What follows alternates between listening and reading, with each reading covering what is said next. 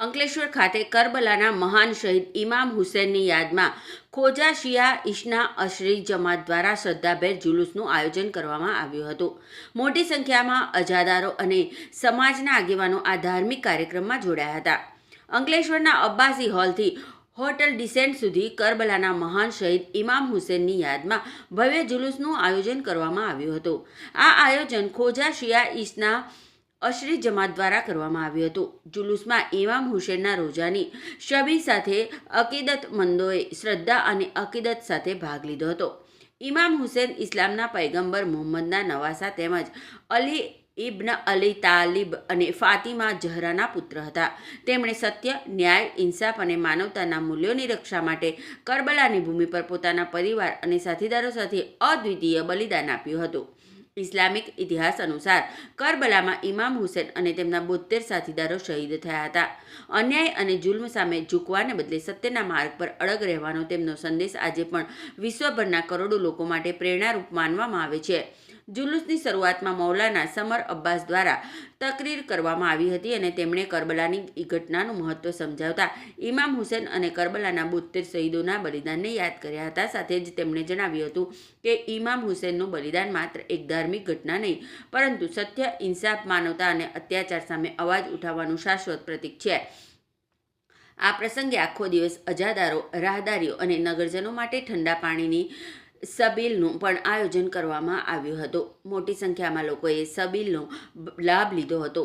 કરબલાની ઘટનામાં ઇમામ હુસૈન અને તેમના સાથીઓએ પાણીથી વંચિત રહી શહાદત સ્વીકારી હતી, જેમના સ્મરણાર્થે દર વર્ષે મોહરમ દરમિયાન વિવિધ સ્થળોએ સબીલનું આયોજન કરવામાં આવે છે। મોટી સંખ્યામાં અજાદારો અને સમાજના લોકો આ જુલુસમાં જોડાયા હતા।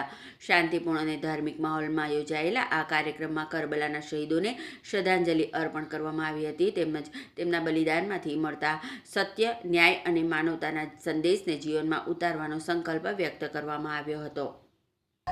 औज़ुबिल्लाहि मिनश शैतानिर लईनिर रजीम, बिस्मिल्लाहिर रहमानिर रहीम।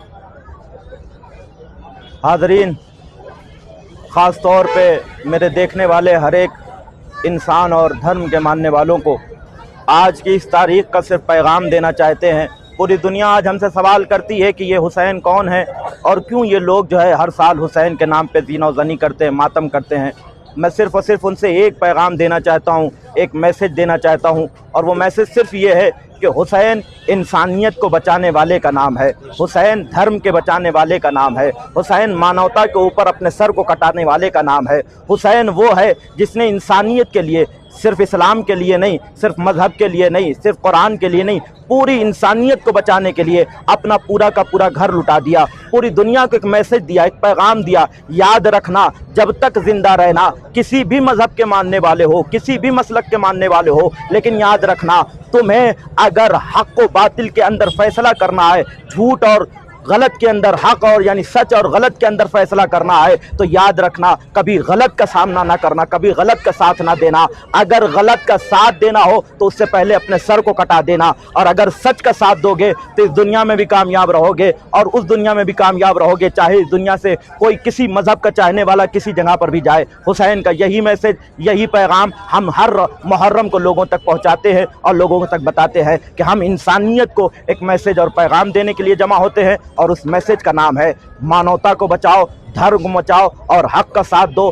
बातिल का जो है वो इनकार करो। और यही हमारा पैगाम पूरी दुनिया को हम देना चाहते हैं। आज इस रोज़े आशूर हमारा ये पैगाम पूरी दुनिया को हम नश्र करना चाहते हैं। वो चाहे किसी भी मसलक को मज़हब का मानने वाला हो, सिर्फ एक ही बात है, वो यही है कि हुसैन की कही हुई बात पर, मोहम्मद की कही हुई बात पर, प्रॉफिट मोहम्मद की कही हुई बात पर अमल करना। और वह यही है कि हक़ के सामने सर को बुलंद करना, बातिल के सामने अगर वो तुम्हें झुकाना चाहे तो सर कटा देना, लेकिन उसके सामने कभी नहीं झुकना।